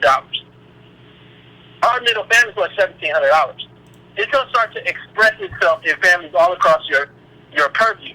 Your sisters, your cousins, yourself. Prepare yourself now. I'm not talking about a guessing anymore. I'm telling you right now that in large part, almost any working age, DOS black family, American DOS black family, will no longer be able to build wealth with the way America has structured things. The question I'll ask you is, what is your relationship with your kid or your mama or your wife going to be if you don't give them no wealth?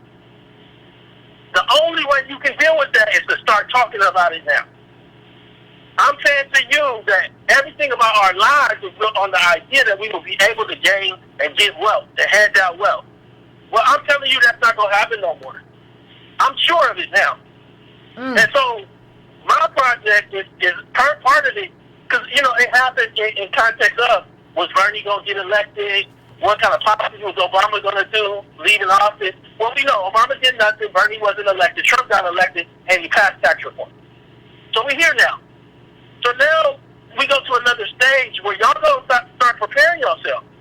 You don't have to, though. You can wait until you don't build wealth. But I'm telling you, in large part, almost every working age DOS family will no longer be able to build wealth. I don't care what Jay Morrison say. I don't care what Bush Watkins say. I don't care what none of these people say.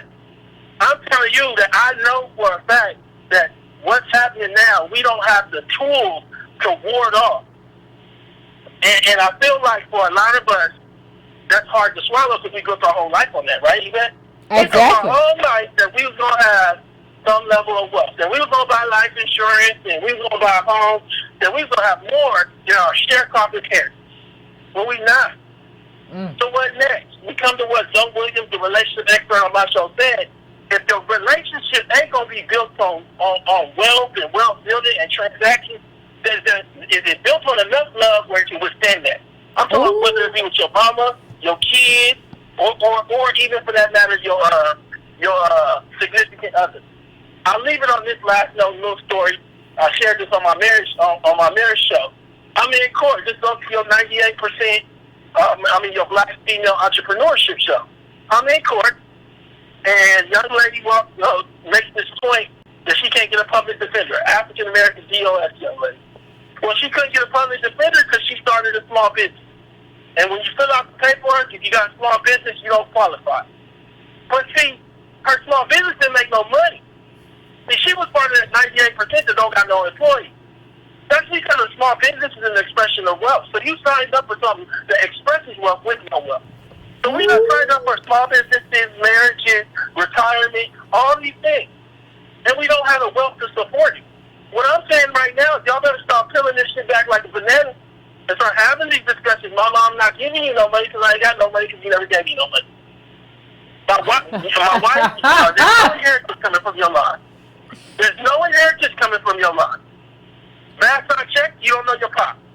I don't know mine neither. We better build this shit on some love and take away all these transactions. My kids, I'm not going to have no money for y'all to go to college. We better start looking at community colleges and figure out 2 years and what to get you into to get some work. These are the questions that people better start asking. I'm going to leave it at that. All right, Tone, I appreciate you as always calling in. Oh, my goodness. Oh, my goodness. You better build your relationship on some love. Because all that other stuff, we're going to be a power couple. Most white people ain't power couples. And poor white people have 10,000 in worth and we have negative. You just living on like imagination? Is that what we're living on? That's going to become a problem. But let me go to the next call because I'm trying to give her. I'm going to 229. 229, what's your name? Where you calling from? What's on your mind? Hey, how you doing, Yvette? Pretty good. How about yourself? All right. Hey, my name is Brian, and I've traveled a couple places in this world, and some things that I found out that I've seen myself in this. And the first being, we've got a problem with cognitive dissonance, and we've got a problem with Stockholm Syndrome, as well as just new misogyny, which is really attacking black women. And it's something that is, I don't know if it's jealousy or hate ingrown, but it's due to them having to be in a situation where they have been put out there by themselves and we've been attacked. Second one that I see is music mimics intellect. Intellect molds culture. We got a problem, whether it's mumble rap or, whatever. When we really started to have a social conscious vehicle, which was rap music publicly back then, you can see they turn the channel. The books that are turning the channel, they're not even in this country, but, starts with a J. So I think that, and the third one is we're dealing with people who are coming here to this country, going back to what you said, and they know our story in the sense of they know our placement. But know their story because we haven't traveled. If you go to Nigeria, you got 200 million people. 100 million of them, 120 million of them are penniless. They ain't got no money. Yep. But, when we're here, it's almost as if they can look at our story and have something. So for me, it just, it's good to hear another person definitely was taking the lead, you and Tom, and other people. And, it just feels good. So I'd just like to thank you for that. Thank you. And I'm out. All right. I appreciate you, fam. I appreciate you. I appreciate you for calling in. I am going to 336. 336. What's your name? Where you calling from? And what's on your mind? What happened? Hello? Hey, 336. What's going on? Hi, Yvette. Hey, what's your name? Where you calling from? From Greensboro, North Carolina. Okay. All right. What's going on, Greensboro? I just wanted to say, I love your show. Thank you. I was like so surprised that I even got through. But I just wanted to say, the whole lawnmower parent, I guess thing that's going on now. I believe it correlates a lot to a lot of the immigrants that come over here, because they really do just want to push over DOS people that are here. And I even have a friend, and she's a good person, but she has even kind of stated that she just would not marry or even consider even dating a DOS male, just because she just does not think highly of them at all. And is she really a good person?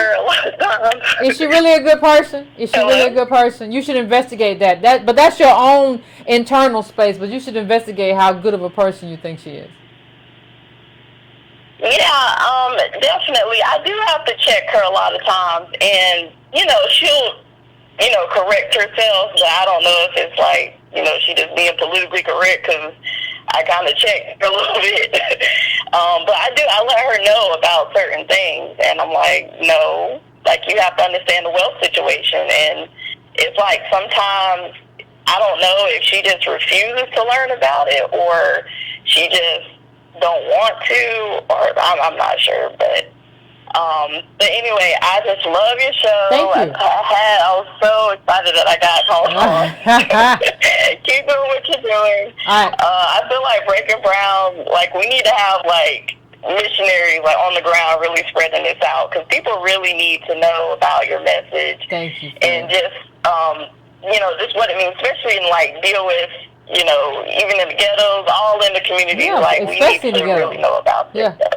I just want to thank you. Thank you. I appreciate it. I appreciate you, fam. But yeah, sometimes we gotta know when people ain't our friend. People ask about solutions, but they want grand solutions. Yvette, how do I get $1 million? I need $1 million. I want this money. I seen people with this money. They got diamonds and pearls and all this stuff, and they got fancy shoes and pointy-toed shoes and all this stuff. Understand when people aren't your friend. And in the back of that woman's mind, if that's what she thinks about DOS men, you have to ask yourself, what does she think about you? She may not say it, but what does she think about you? And so those are questions that you have to absolutely ask. I am going now to 706. 706, what's your name? Where you calling from? What's on your mind? What's up, Yvette? This is Darius Lamb from North Carolina ANC. What's going on? There's been a lot. As it pertains to the Africans and African Americans, the fact that you have Africans that look down upon African Americans, I find that disrespectful, the fact that the whole rest of the world looks at you as people who are starving constantly in war, and the people that you look down on the people that are being subjugated. The fact that we are the diaspora, and you see that we're getting abused, and you don't even care, shows the lack of dignity that you have, the lack of morality that you have, and honestly, it just shows us that you a scam. So when you come here, you want me to have sympathy for you, but yet when I try to be African, when I try to adopt or learn your culture, you say, well, I'm not Nigerian. Okay, then you're not me then. You can't tell me, well, we're all the same, but then when I go to Nigeria and I say, hey, look, I'm African, I'm Nigerian, I'm Ghanaian, I'm Senegalese, y'all like, no, you're American. Yeah, and they're right. Yeah. The second thing that I have as it pertains to wealth is I was in the same boat, and Yvette, I got to give you a lot of credit because I don't know how you keep it going. Because to me, knowing the wealth data, knowing that I used to be that constant aspiration striver person, it's hard for me to like even see a brighter day in America. Like things are getting worse, and I'm at the point where I'm like the Martin Delaney and the Frederick Douglass debate. Like, I'm not the Frederick Douglass. I'm the Martin Delaney, the Henry McNeil Turner type. Because I just don't see it. I just don't see that possibility coming. Well, here's the thing. Here's what I'll say, fam. And I'll let you go after this. Here's what I'll say. And people say that to me all the time. People say it to me all the time. Like, well, what's the thing, Yvette? I feel negative. And it's like, dude, like, listen, the fight is the fight. The fight don't care how you feel. The fight is the fight, and the battlefield is the battlefield. Your job really is to fight. Your job isn't like, I don't view my job as like making, like, a lot of people like love to make a projection about like where I think this is going. I can kind of do that a little bit too, but I still know that the battlefield is the battlefield regardless. And like, this is the battlefield, and you fight regardless, and that's just where we are. And that's just kind of how I move through life. Like, this is my battlefield. And the parameters are what they are, and I have a responsibility here on this battlefield. I can't be thinking all the time about, well, what happened? Well, if it go left, it ain't gonna work. And the battlefield right there, they got a swamp right there. We can dive in the swamp. We're gonna get whatever. I can think about that in terms of strategically, but like, it's still the battlefield, and that's just where I am. So I want to thank you, fam, for calling in. I appreciate it as always. Battlefield is the battlefield, fam. You don't get to opt out just because you're not sure whether or not, you're a little shaky on whether or not it's gonna be victory. You still gotta show up with your sword and your boots and your armor, regardless. If there's a war here today, there's a war. You don't get to be like, well, I don't know if we're gonna win today, so I'm gonna stay in the house. I feel a little bit tired. I'm a little bit queasy. I got a stomach ache. I got this is bubbling a little bit, all up off in here. No, you gotta show up at the battlefield. Like, that's what you gotta do. I'm sorry. So I'm going right now to 586. 586. What's your name? Where you calling from? What's on your mind? Greetings, Leona in Michigan. What's going on, Leona? I tuned into the show. Hi. I tuned into the show and I caught you were talking about the young woman talking about competition, this fierce competition, and it made me think about this book called Addicted to White: The Oppressed in League with the Oppressor, a Shame-Based Alliance by Jerome Fox. Are you familiar with his work? I am not. I actually am not. Okay, well, one of his premises is that, now this is my understanding, is that there are 5 values that white people really roll on.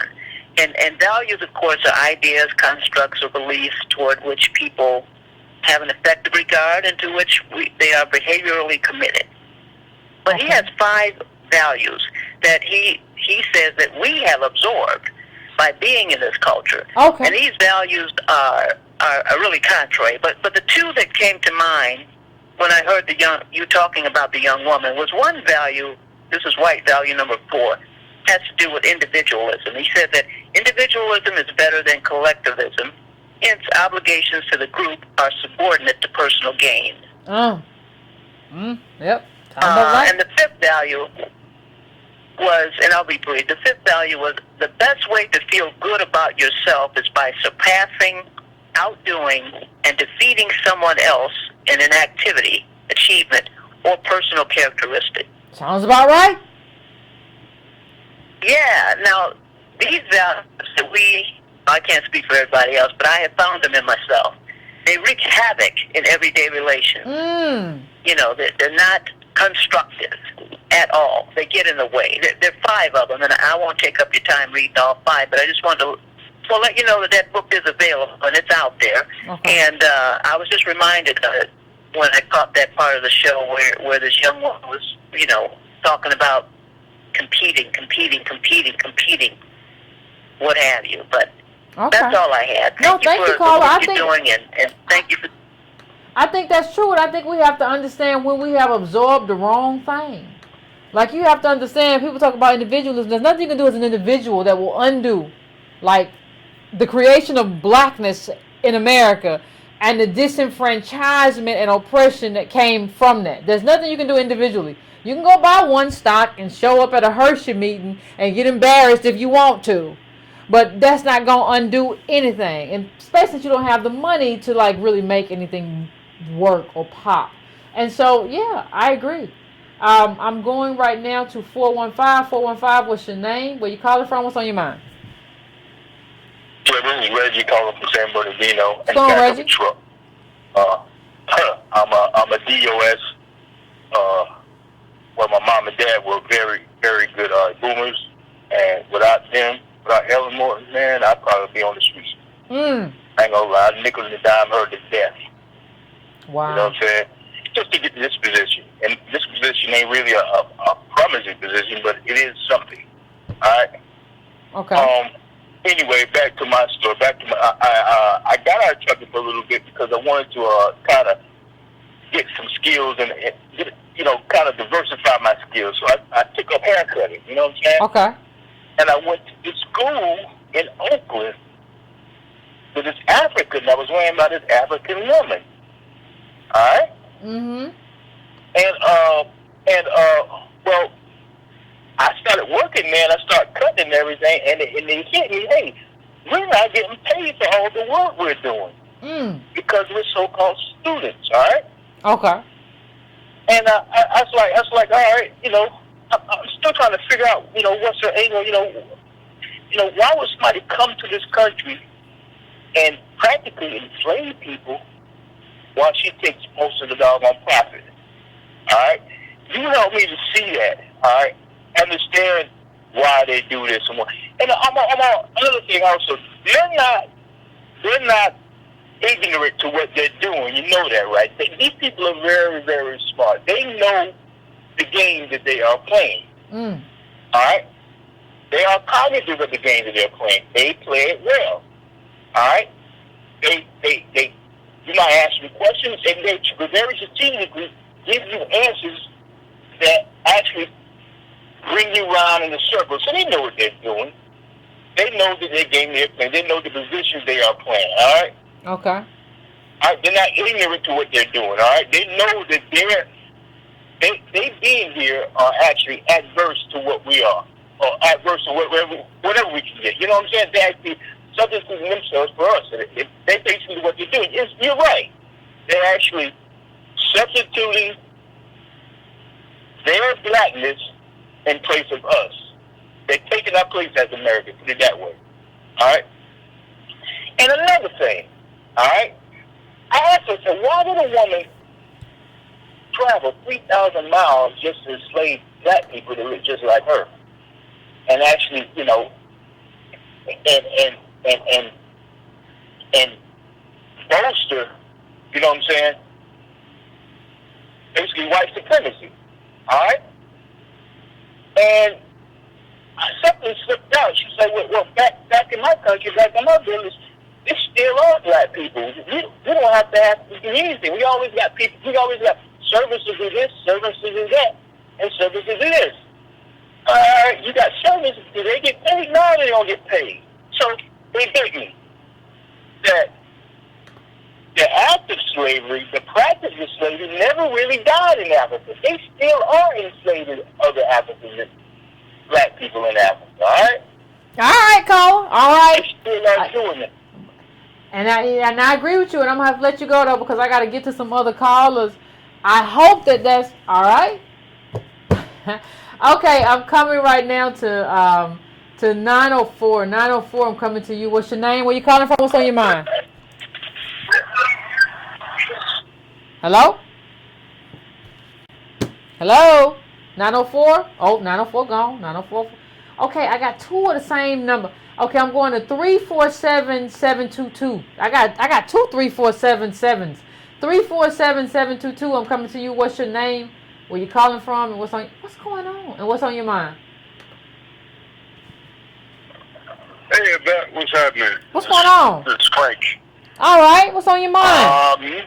A whole lot. I've been trying to get in for about 4 weeks on your show. But, okay. I guess that's a sign of progress for the Breaking Brown family. I'm trying to move through them, fam. I'm trying to get through the call. Boom, boom, boom, boom, boom. Get like 7, 8 a night.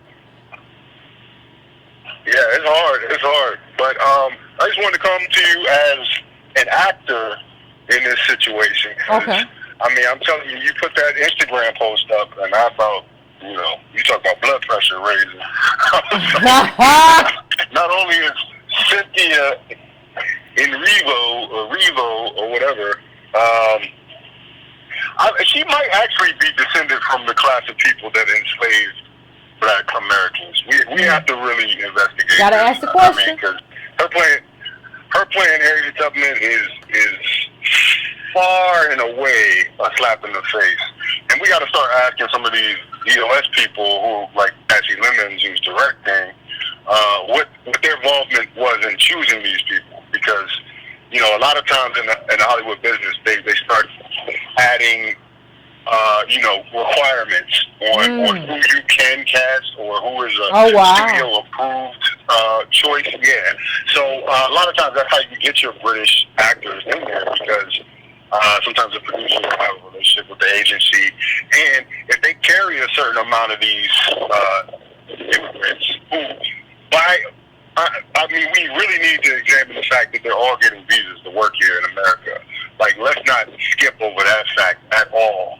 Is because if they have that visa, they have to be working. So there's a lot of jobs that are given to them. So they're not even going through the proper channels to earn these roles, And not to mention the fact they come over here and they're signed to the top tier agency so they can make these moves and negotiations.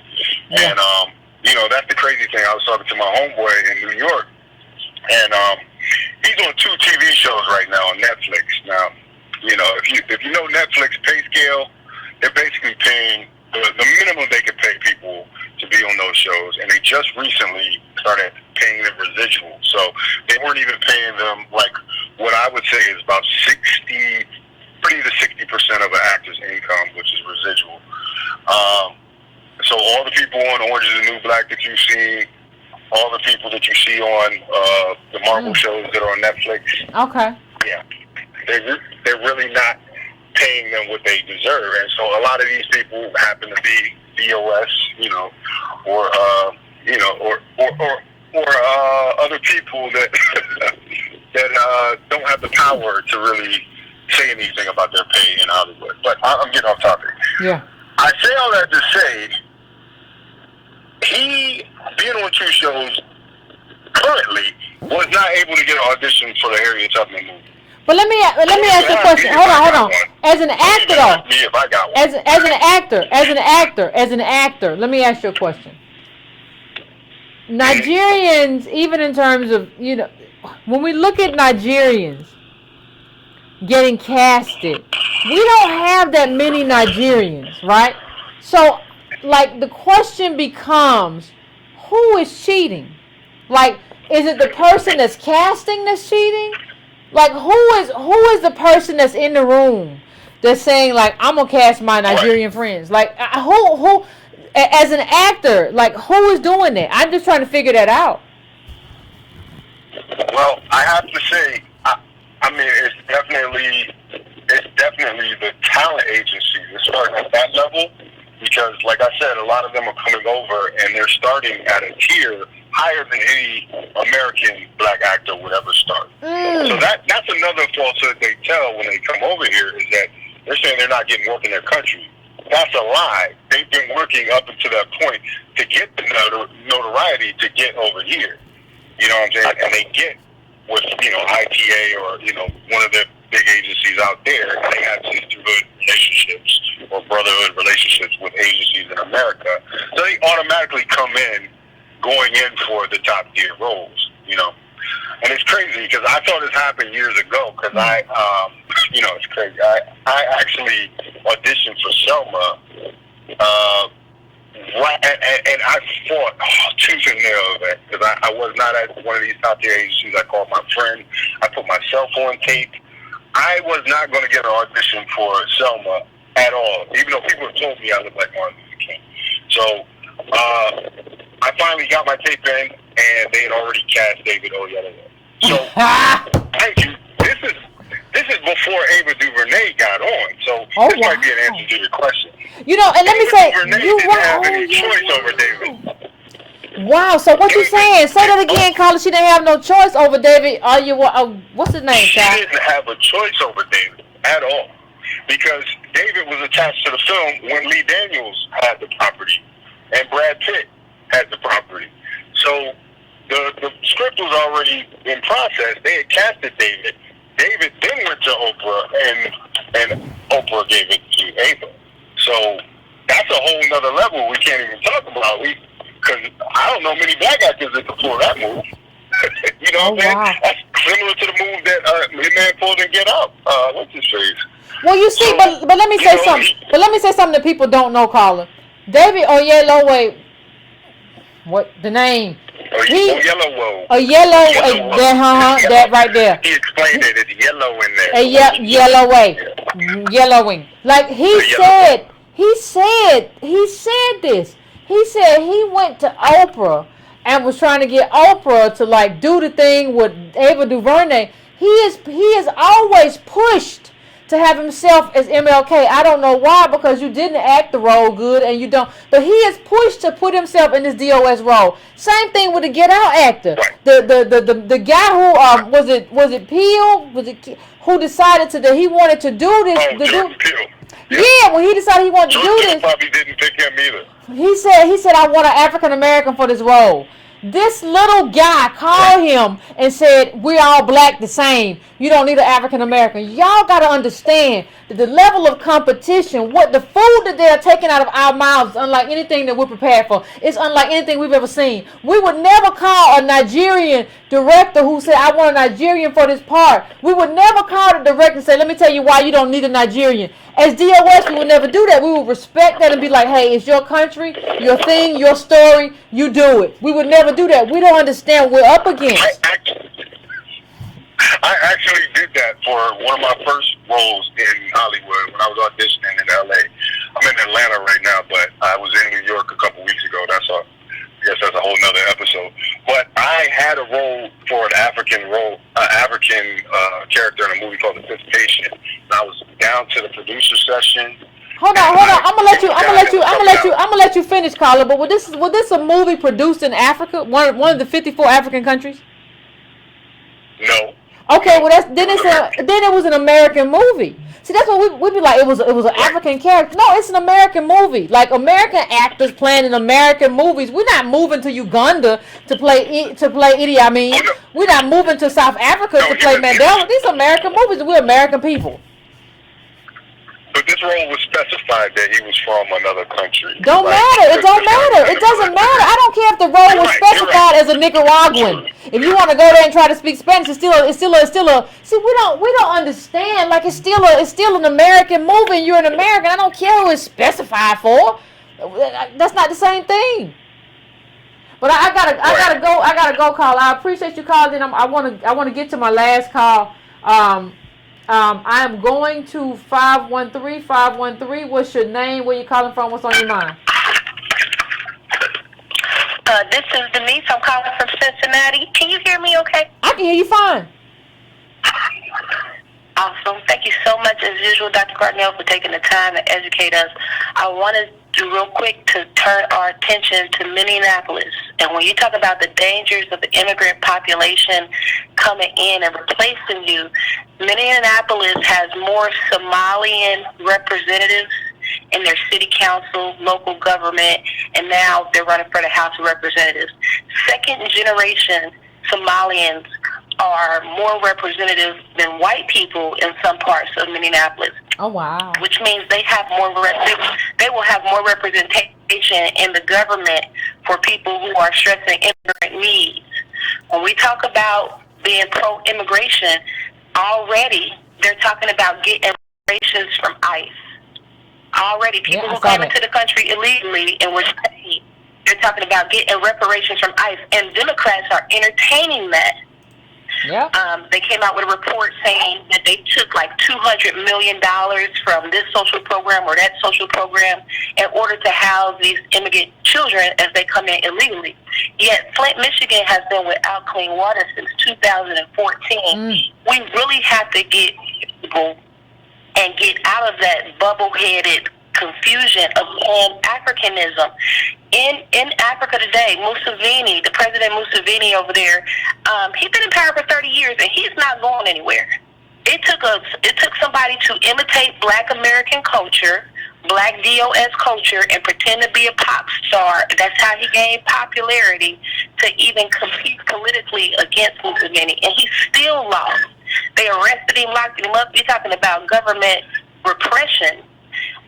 And last time I spoke with your sister, I referred to Nigeria's president as former President Jonathan Goodluck, but President Buhari is who is presently president over Nigeria. Look, I'm not big on any African nation because, again, we are descendants of slaves, and my people live to 80 and 90 years old. So my grandfather told us we were Blackfoot Indian. My grandmother told me her father was married to her dark-skinned mother in the 20s, and he was a white man. Okay, so we're a conglomeration of a lot of things in America. I do not identify as an African American. I identify as an American Black descendant of chattel slavery, because even our Native American people were enslaved if they were dark enough. But I'm getting off the topic. I just wanted to say, it's very serious because, again, I'm in a city where most of the people are homeless. Skid Row is becoming the norm. New York, people can't afford the rent there. There's places all over the country where our poverty is so concentrated. The housing is blighted. We're coming up kidnapped. The city isn't providing light. We have to get politically organized. We have to go to our local representatives. We have to register to vote. We have to make sure our family is registering to vote so that we get counted. Also, make sure you're filling out them censuses and define yourself and stand in your land. We're slaves in our own land. Somebody said we were the servant class. I'm not a second-class citizen in my country. This is the America I bought with my ancestors' blood. It took years of rioting, okay? It took years of fighting. You're not going to stand with us in Ferguson. You're not going to stand with us when we got to tear something up. Don't come over here, because we're going to seek justice and we're going to get justice. But we have to really build our movement towards reparations. That's all I really wanted to say. I appreciate your time. And I'm trying to email you something on doing some something, behind the scenes with you that I really would appreciate your approval on and your guidance and, your platform. Okay, thank you, fam. Put what it's about in the title. But I appreciate you, fam. Yeah, ain't nobody. I appreciate you, and let me just say something else as we head towards the end of this show.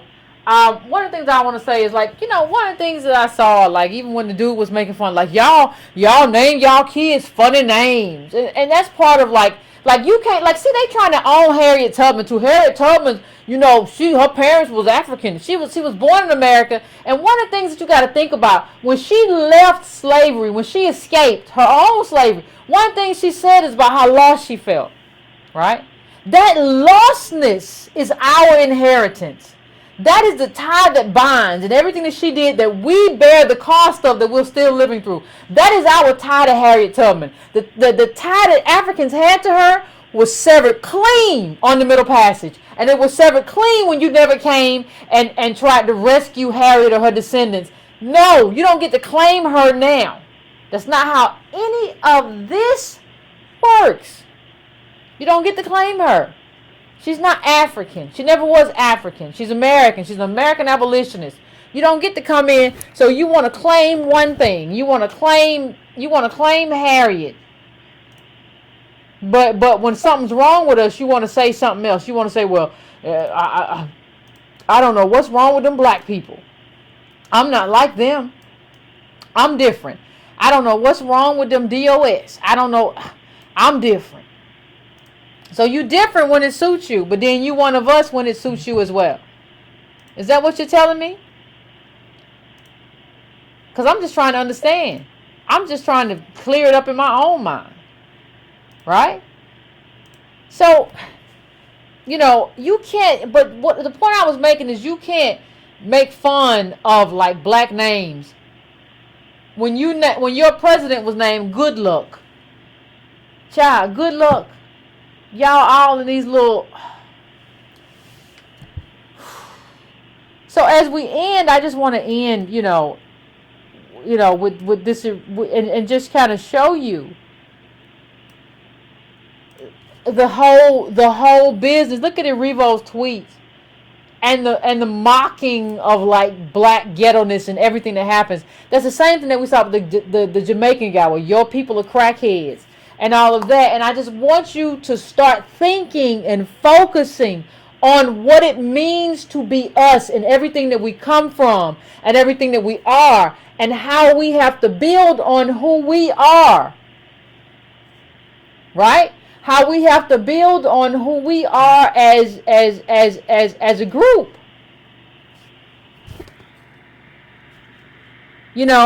And this is Lovey's friend. This is not a group. This is all people who are trying to advantage themselves as a group. They moving as a group and they trying to advantage themselves as a group. You should not feel bad in the country that is your home with your ancestors that you too and we too are trying to advantage ourselves as a group. Hey, boo-boo, if you want to do competition, we'll do competition. I'm going to show you how it's done. It's going to be real slick, but I'm going to show you how it's done. And this is just kind of what I want to leave you with as we go to the close of the show. This whole making fun of, like, Lovey was making fun of slave. Ooh, child, that's like slave feet and slave dancing. And you like, I'm going to say this in Revo, I'm going to say this in my ghetto voice. This is my ghetto black voice. And you're saying this to a white man.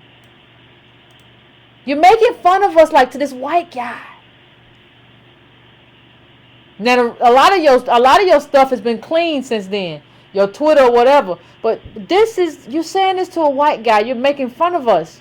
We paved the way for you to be here and like take what was set aside, or what should have been ours by birthright. We're letting you do that for reasons I don't understand. And your response is to kind of mock us. And we still haven't really gotten to the bottom of who sold slaves. So you still haven't told me. The silence has been really interesting.